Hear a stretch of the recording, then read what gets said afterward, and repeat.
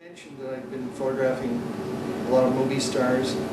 It just seemed to have a life of its own, and the biggest movie star, of course, of those days, the early 60s, was Marilyn Monroe. And she was, even to think of her name was very exciting. The movie she had made and the magnitude of who she was extraordinary. And Look magazine had a special edition coming out for their 25th year anniversary. And for that, they asked the editors to suggest some ideas.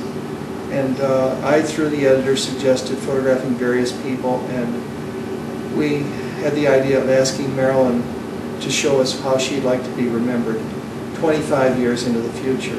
This is 1961. It was hard to imagine what 25 years into the future would be. It would be 1986. I mean, it seemed like the other end of the rainbow. Anyway, she agreed. I flew from New York to Hollywood, rented a studio. I met her, was with her on 3 different occasions during that period, and incidentally, I really saw 3 different people. It was the first person who was like the girl next door, very un-movie star-like, very easy to be with, laughing easily, very personable. You know, you were there with her. Then there was the second person, the night of the photo session. That was hot. That was sexy. She was huge. She was like an exploding star. She was so bright. And that was the second person. And that was where the photos came from that are fairly well known today. And of course where the book, My Evening with Marilyn, came from. The last person I met was a day later when I went to show her the pictures. And unfortunately, something had gone wrong, even though it was probably only 15 hours after I'd left her after the session, and we'd both been on a high. I got back to her apartment, small apartment here in Hollywood, and went in, and it was dark. She was depressed. It was like a total different person. So all these were all the elements that went into that session for me.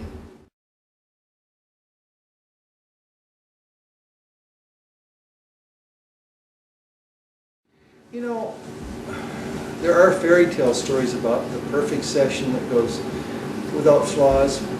This wasn't the story of my Marilyn Monroe evening, because I had anxieties, I was nervous, like any young photographer would be. Here I was with what became the biggest star of the century, and I was young, uncertain of myself, and I wanted to get as much as possible. While we'd agreed on her being under the white silk sheets, which became the pictures eventually, I was trying to get an extra idea in. So I got a big long piece of cheesecloth. I figured she could wrap herself in it and lean back.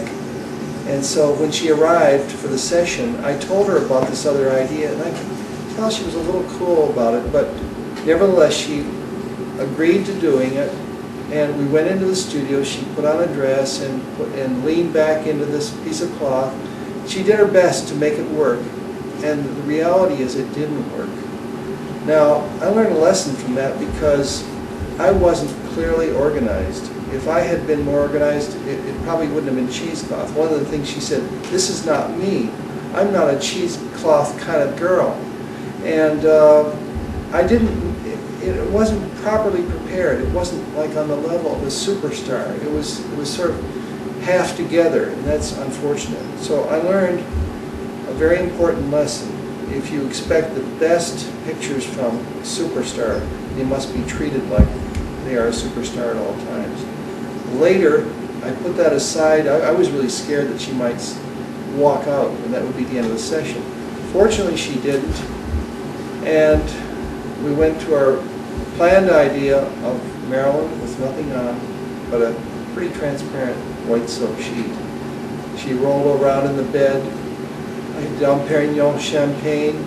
She wanted Frank Sinatra records playing, old LPs. Frank Sinatra records were playing, and that was the nature of our evening together. It was like a love affair with the camera between us. And it was very stimulating, not only to me, but I think to Marilyn. And that's why you see what you do in the pictures. It's an excitement, and there's a communication running between the photographer and his subject.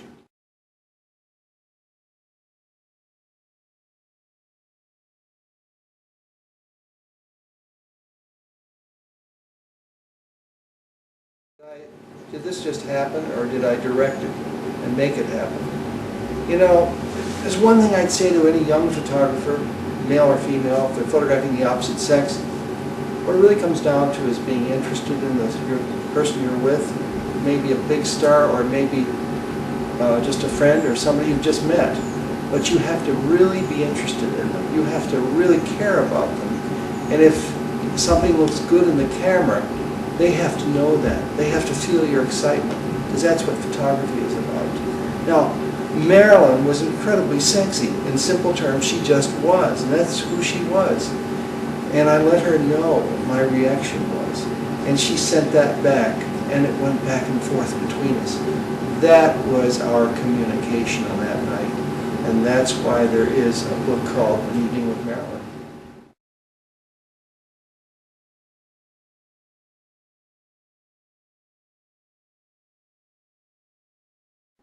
Okay, the last evening I was with Marilyn, we were together to look through the pictures. And at first she didn't like any of them. And as she looked, she found more that she did like. But ultimately there were piled to the side that she did not really care for. And I remember the shock at hearing the scissors go snip, snip as she started cutting them up. And as I think of it now, 40 years later, 40 years plus maybe, I realized why she did that, because as a young actress she had been burned so many times by the studios, by the system, and here she was in her mid-30s, she was 36, and she had just had enough. She wanted more control of her career and her life. But at the same time, while she did that, I didn't disagree with her kills, because she was sensitive to the pictures. Now, many people have done that irresponsibly after Marilyn's time, but Marilyn knew what she was talking about because she understood photography very well. And however, it is still, I snip, snip, snip. It's a tough sound to hear.